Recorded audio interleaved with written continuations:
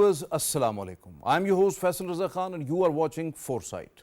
Viewers, so far international system seems to failed or deemed to fail as all ceasefire efforts looks like an eyewash as Middle East is facing the threat of a wider war. Because of illegitimate state of Israel and its occupation forces has yet another invasion on Lebanon. Right now the situation is that between illegitimate state of Israel's occupation forces and Hezbollah, there is a fierce fighting going on. Israel announced its retaliation against the Israeli missile attack, while Iran threatened Israel to have a crushing response if Israel retaliates. While the Israeli genocidal war continues in Gaza and West Bank unabated. In brutal attacks on Palestine, illegitimate state of Israel and its occupation forces killed more than 41,000 innocent Palestinians and injured over 96,000 innocents.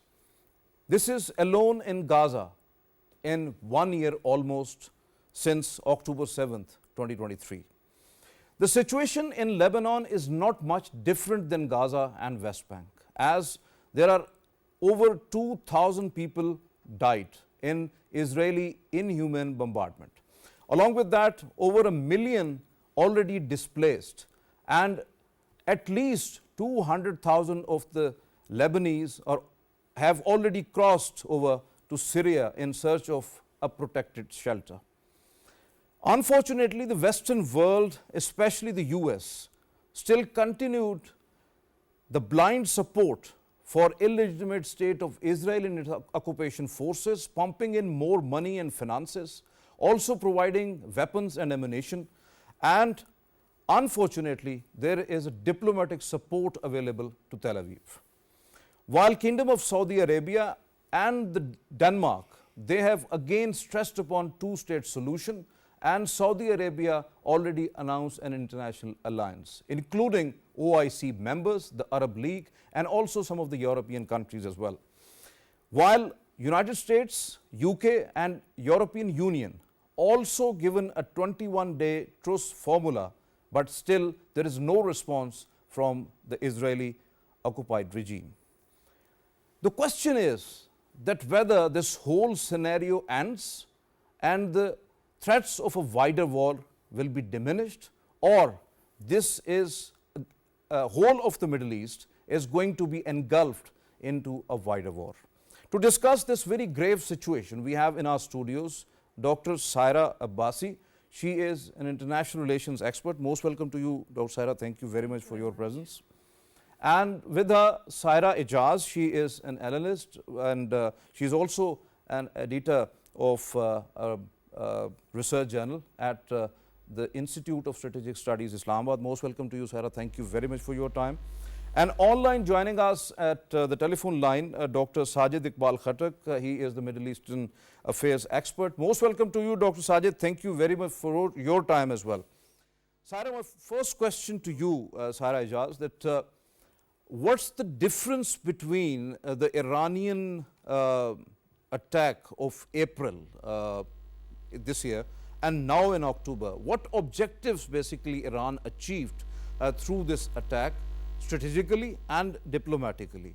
Both Iran and Israel claimed that either they hit the targets, right, like Iran hit the targets at the Nevatim air base in the form of F-35 aircrafts and their hangars and all that, the Netzarim military facility, and also the Tel Nov intelligence unit, which was suspected to have attacked at Hania in Tehran.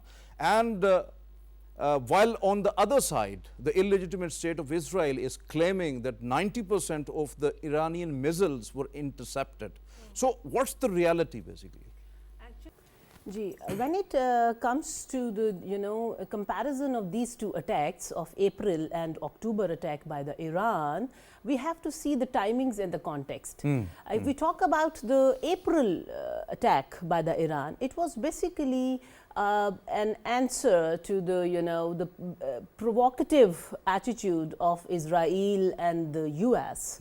And I think, in my opinion, the strategic patience of Iran has been tested to a great extent. Absolutely. There is a need. Iran has time and again emphasized on this thing that Iran is not in favor of escalating the situation in the region, in the world, or with the neighboring country, even of the illegitimate state of Israel as well. But Iran always talks about collective security and collective peace, not only in the region but at world level at large. Somehow by October, it's as I mentioned, that strategic patience of Iran has been tested very much, and the killing of leadership of Hamas and Hezbollah, I think, was the last nail in the coffin of that patience level. And that October attack is a result of all those things, and I think it gives a leverage, political leverage to Iran as well. It shows its its capacity. It helped to strategically at international level. It has shown its capability, military capability. It helped in raising the level of deterrence for Iran, and at internal level, it mustered up that support within at domestic level, despite the challenges because of social economic sanctions, and there are some social unrest within Iran as well. So I think this October attack helped Iran strategically and diplomatically. Definitely, you are absolutely right, and also exposed Israel and its defenses as well, what we call the Iron Dome and all others. That is also exposed because of the hypersonic attack by Iran. So Dr. Saira, Israel clearly threatened that Iran's attack will have consequences, and they have plans and will operate at the place and at the time they decide, Israel decide. If Israel responds, to what extent it escalates? Do you think that Israel could plan an attack to target Iran's nuclear sites, the energy facilities, or the military sites like the missile dumps or the depots or all other sites? Do you think so, that it's like that? Israel's response is certain because it has to maintain its deterrent power, like my fellow has just mentioned in her response to your question. And they clearly have said that we will do it swiftly. But according to the officials of the Israel, the Jewish New Year holidays are going to start. So at the moment it is uncertain that what will be the timeline. But they will be on holidays now. Yes, in the next week. So in the coming week. So it is uncertain that what will be the timeline. Now, talking about the attack on the nuclear facility, I would like to see it in the context of what has been happened over the period of time between Israel, this escalation, de-escalation cycle. If you see, in response to the Israel's attack on Damascus consulate, Iran had maintained a very cautious approach to not put so much casualties inside Israel. It was kind of a symbolic attack to assert itself. Yes. So they had been very, very cautious, and until now the responses are limited in approach. So the war is in limited In the recent approach. attack also, Iranians claim that they have a very low yield of the weapons. That's why there is not much destruction there. It was again a symbolic one and asserted itself as its deterrence right now. Yes. At the escalation. Even the current attack by the Iran towards Israel is also very, very minimal in Definitely approach. it is. But Israel has said that it has all the options on the table, like you have mentioned, that attacking on the nuclear facilities or the oil facilities or targeted Iranian officials. So they are always there. But I believe, and the Joe Biden has said recently in his statement that he would not support any nuclear attack by the Israel towards Iran. So I think the international community would be very much careful of Israel's action towards Iran. What are the options for Israel is there are two nuclear facilities. One is Natanz nuclear uranium enrichment complex, and in the city of Isfahan, which has already been targeted back in April by Israel, would be the target. But Israel's nuclear facilities are not open on the ground. They are beneath the mountainous region. They are underground, so it's not very easy for Israel to attack them. Definitely, it's not a terrain where you can easily attack, because those are hidden under Second the option is the oil facilities. Well, they are less securitized, of course, and especially Israel, the offshore ones. Yes, and Israel could get the political advantage in the wake of Iran is already facing the economic problems, so they get the political advantage. But we must not forget that Iran is the 7th largest oil producer country, and 4% of the global oil share it has. So international community would not be happy with Israel if they would be taking such things. Then the third thing would be, which would be more maybe the chance, is targeting or attacking the naval bases. In the city of Tehran and in the city of Babar-e-Bashar, so they could attack that also. That could be an option also. But Israel has to be very much careful in understanding that any attack that it would be doing or retaliation should be proportionate with what Iran had done. Definitely. And Iran hasn't done anything which is very much damaging. So till now, the nature of the escalation is limited, and I believe that international community and particularly USA should play their role. Quickly, Saira, if you have to be very brief on that, how do you analyze Israeli PM Netanyahu's recent statement at the UNGA, asked Security Council to halt Tehran from getting nuclear weapons? Israel will strike Iran, and there is no place in Iran that the long arms of Israel cannot reach. This is exactly the statement. Whether it's true that the situation in Iran is right now is confronting what is confronting in Middle East. So whether Iran would go full-fledged nuclear is in near future particularly, and maintain a deterrence against Israel and the rest of the world, particularly the Western powers? I think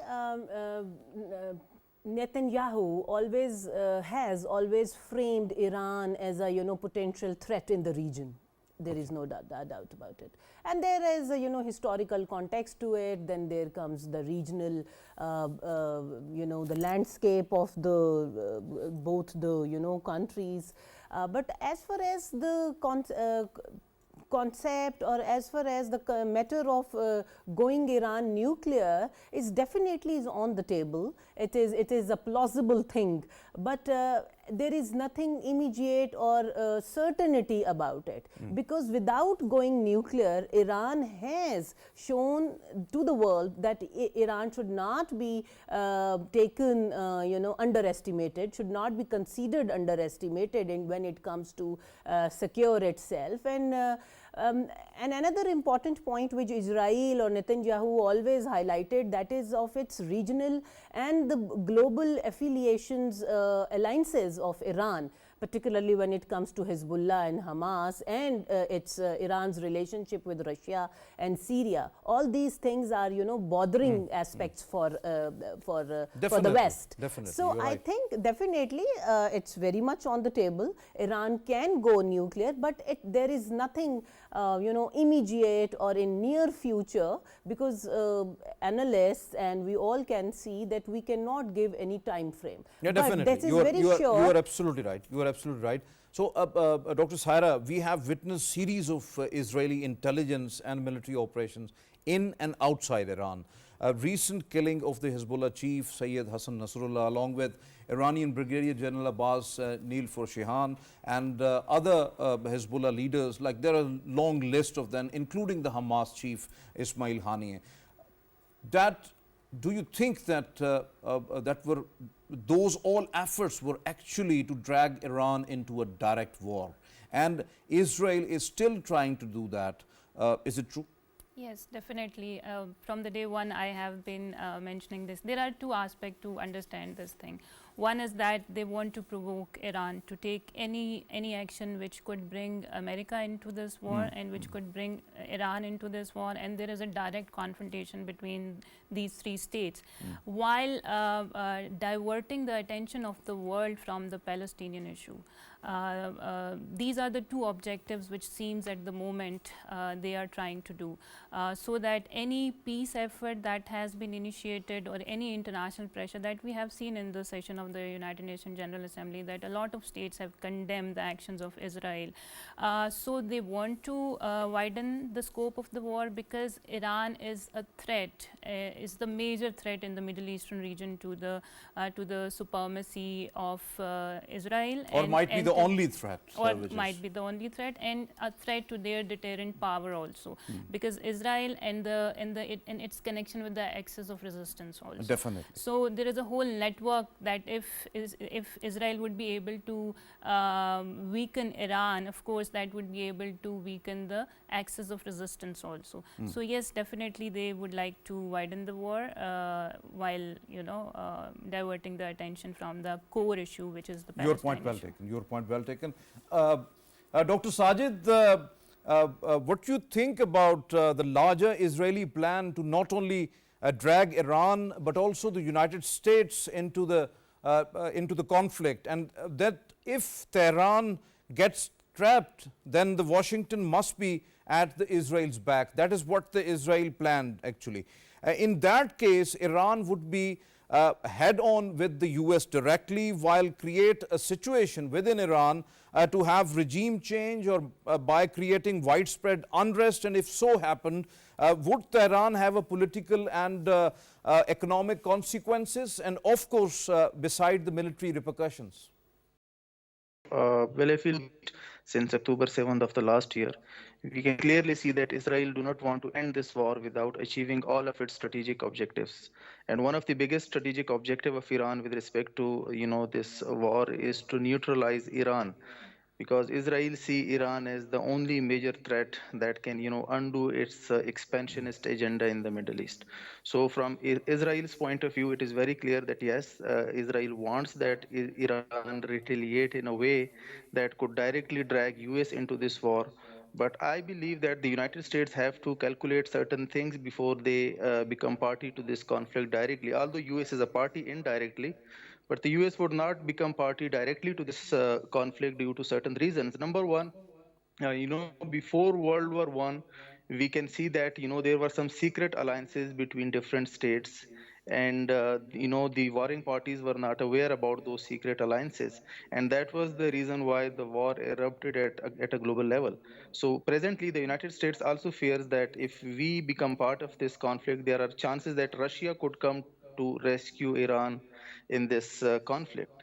So both Russia and the United States of America, holds around 90% of the total world nuclear arsenals.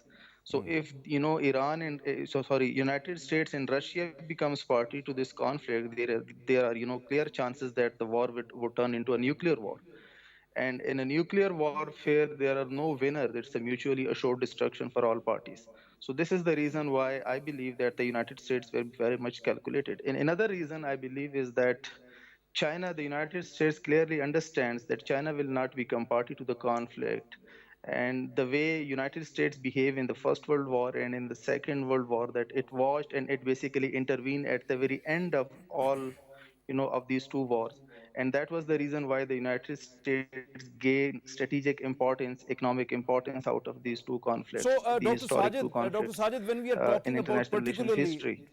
Dr. Sajid, when we are particularly talking about the illegitimate state of Israel, its PM Netanyahu's ridiculous strategy of escalation for de-escalation continues, wants a complete wipeout of Hezbollah or push them north of Litani River and end Hezbollah's influence, its assets, arsenals, and occupy the southern Lebanon to create a buffer zone.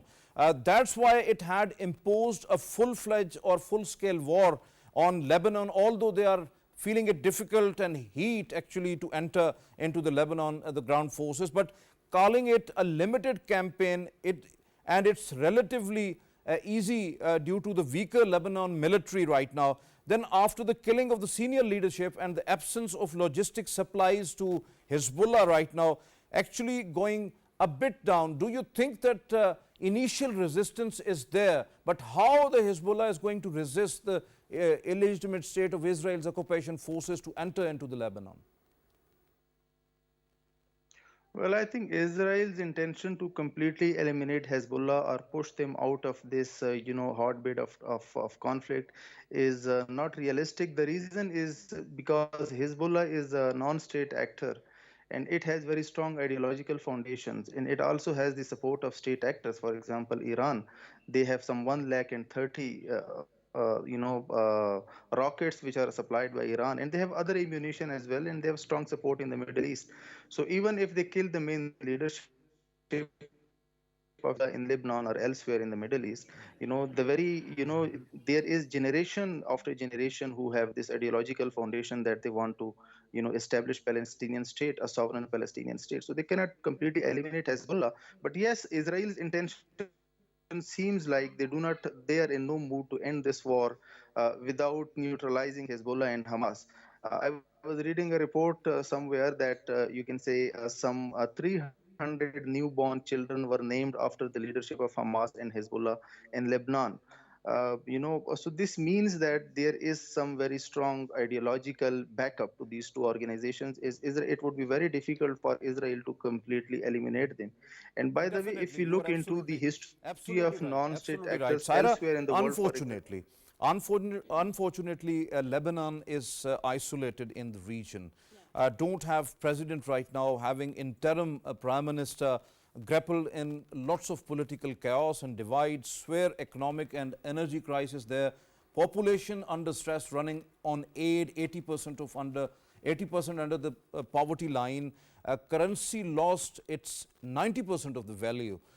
Country is at halt practically. Nearly 1 million displaced, or now the UN is giving the figure 1.1 million, and more than 200,000 of the people crossed over to Syria in search of shelters. Over at least 128,000 fled. So fears are that Lebanon might collapse, unfortunately. It's very unfortunate. Then Israel is going to target not only Lebanon, but also it has started yesterday to Syria, and might be there would be Iraq as well. Your thoughts? I think there comes in the role of international community, and it's the urgent need of the time that the entire international community should pay heed to the ongoing crisis in Lebanon, because it has that potential of further escalating the situation and push the world not to the wars at regional level or within the Middle East, all-out wars, I would say, involving different countries and the different stakeholders. But even it has that element or tinge of pushing the world into the Third World War.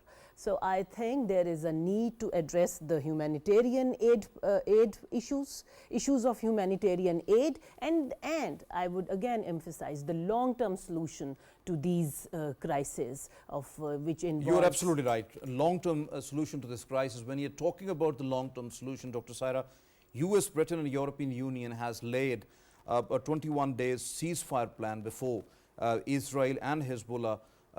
Do you think it's going to be a sincere effort to have a halt of hostilities there? Then why only 3 weeks? Why not the complete ceasefire? And whether, or it's just an eyewash, as we have witnessed there in Gaza as well? Well, there are two aspects of looking into this situation. One is that the efforts of diplomacy are always good. If it's short term, it's good to cool down the the situation and to think over that if the disputants are ready to negotiate and to how far they can go for the negotiations and bring a long-lasting peace. But on the other side, it could be a tactical pause to the fighting, which could, if you see the history of such tactical pauses, they have the tendency to regroup, to re-posture, to reorganize the fighters that could, that could bring more violence and more escalation once the 3 weeks are over. So the most viable option is the two-state solution that should be brought up by the international community, and the peace process and negotiations would be continuous and with, with whole sincerity of bringing it together, rather than just temporarily giving them time to reorganize themselves. Obviously, you are absolutely right. Dr. Sajid, what are your thoughts about the Danish Prime Minister Mette Frederiksen's support to the international military intervention in Middle East on way to impose a two-state solution and break the deadlock by force? He urged an overhaul of the international response to the conflict, as earlier Arab League has proposed about the deployment of the UN peacekeeping troops to have peace in Gaza and West Bank, along with that the two-state solution in the Middle East. How do you see that? Some European states coming out in support of the victims. But I think it is also important for the face saving of the liberal world order to play their role, if not military intervention as mentioned by Danish Prime Minister, but at least some sanctions on Israel and you can say arms embargo on Israel. And some very tangible United Nations Security Council resolutions against Israel's barbarism. These are some of the things that are required at the moment. That would be somehow, you can say, a face saving for the United Nations and the international community at large, because so far we have seen only condemnations coming in, against Israel and in support, and some sympathies in support of the Palestinians, but we have not seen any tangible developments happening in the United Nations. We have recently seen that some of the officials of the United Nations are given persona non grata by Israel, which shows that Israel is in no mood to value the international institutions or the international norms. But yes, I would say because military intervention, we cannot see that happening, given the the close relations between Israel and the United States. But somehow, I think the Muslim states, they should give a very strong message or deterrence to Israel, that if they further escalate this conflict into other parts of the Middle East, at least if they are not going to play any practical role, they should mobilize their forces in order to have a deterrence of to Israel, in order to contain this war in the region. That is very important. That is very important. Alone, Iran can do that. Can't do that really. There is very ample opportunities available. So, Saira, a Kingdom of Saudi Arabia has also announced, as Dr. Sajid is saying, that the Muslim countries have to play a very important role in that. An international alliance aimed at establishing a Palestinian state and implementing a two-state solution. All Islamic nations, including the Arab countries, along with some of the European nations, are going to be the part of this alliance.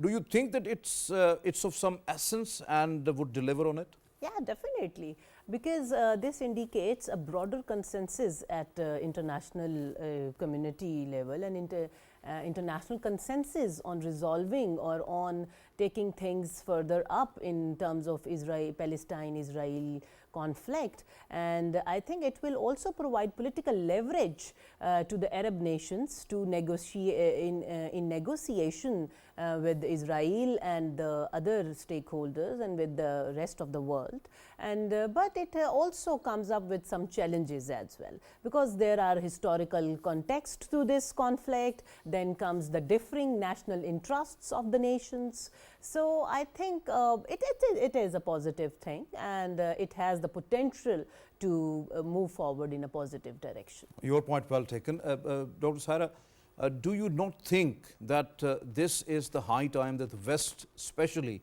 the United States, has to grow up and rather encouraging Israel to escalate further, made it compulsory to de-escalate, made Israel to step back from Lebanon, have immediate ceasefire in Gaza and even the West Bank, whatever the brutalities are going on in the genocidal war there, go for a two-state solution in Middle East to have peace in the region. Yes, indeed, it's the high time for the West, and particularly for the United States of America, to play its role in diffusing the situation.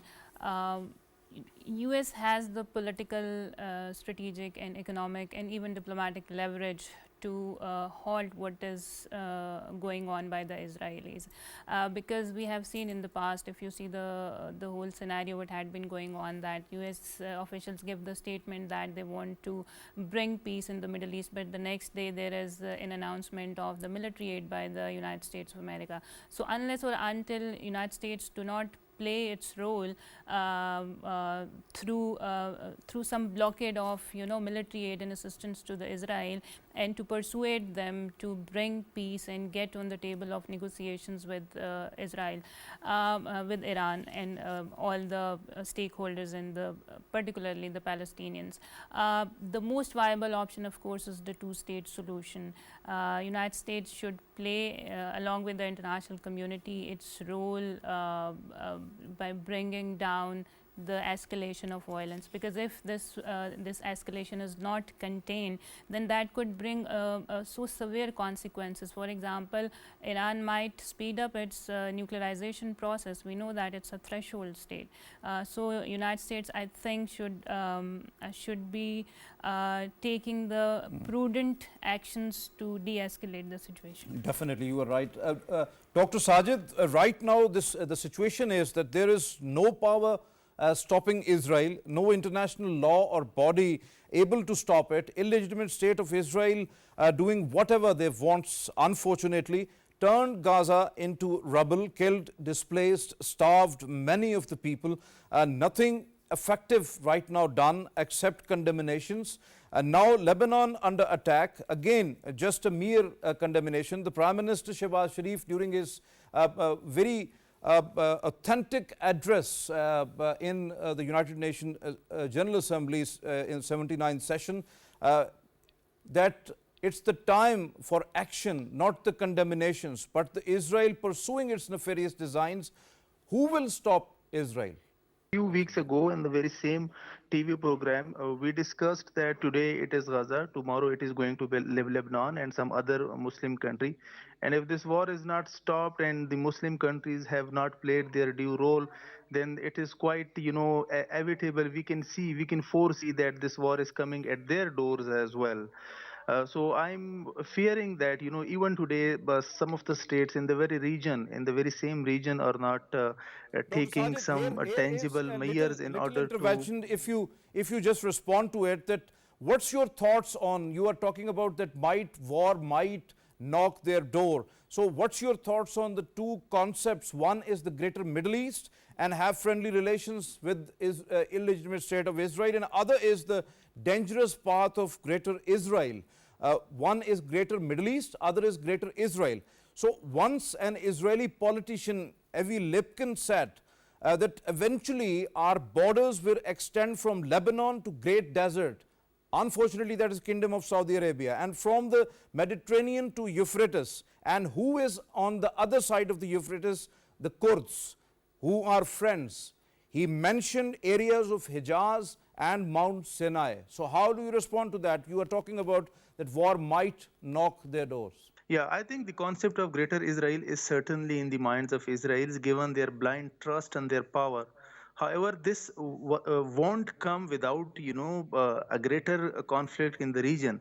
This approach would have consequences. On the other hand, the great Middle Eastern concept looks good, but it cannot be done without a sovereign Palestinian state. Why? Because, if Israel do not give this right of self-determination to the Palestinian and it do not accept a two-state solution in the region, there will always be these elements like Hezbollah, like Hamas, and the likewise. So they will not achieve, a greater Middle Eastern peace where there will be cooperation, like Netanyahu was mentioning in the United Nations General Assembly session, that this is, a good side of the Middle East and this is the dark side of the Middle East. Because, if we look into the very reason of the start of this conflict by Hamas, we have seen that in the background there was Abraham Accord, because Hamas had seen that, this very Palestinian cause is dying if, Saudi Arabia, UAE, and other Muslim countries, if they start recognizing Israel and if they establish diplomatic relations with Israel. So they saw that, this very cause of the Palestinian liberation or the two-state solution is dying. That was the reason why they attacked Israel. So, in response, the conflict escalated. But the way now Israel is behaving, it shows that they have a clear intention of a greater Israel in the Middle East. And Thank some, you very much. some Thank you Muslim very much, scholars, Dr. if we Sajid. refer Thank you to very much for your time. You have well elaborated. Thank you very much, Dr. Saira, for being with us here in the studios. Thank you very much, Saira, for being here. Viewers, as you have just listened to our panelists, Iran has exercised maximum restraint, but Israel has the nefarious designs when it comes to the Middle East. Unfortunately, Israel is at the path of Greater Israel. Greater Middle East would be okay, but not okay without the two-state solution, and that must have to be inevitable. But when it comes to the Greater Israel, it's going to be a dangerous phenomena. International community has to be very responsible in its approach and have a peace in Middle East. Otherwise, there would be a full-fledged war. The threats are there. Iran might go nuclear. Israel wants Iran to be neutralized. Israel is playing a dangerous game to drag not only Iran but also United States into the war theater. US think about that if Iran US confrontation starts, Russia might come in, but China is going to have some sort of a middle role in that. International community must have to stop Israel, which is unfortunately not stoppable right now because the Middle East is burning. The Danish PM idea is a bit better when it comes to the military intervention or military exertion to take the two-state solution in reality. But it is also inevitable that there must have to be the arm embargo on Israel, the sanctions on Israel and Israeli leadership, and also make them accountable what they have done, the genocide, the war crimes, and complete brutal murders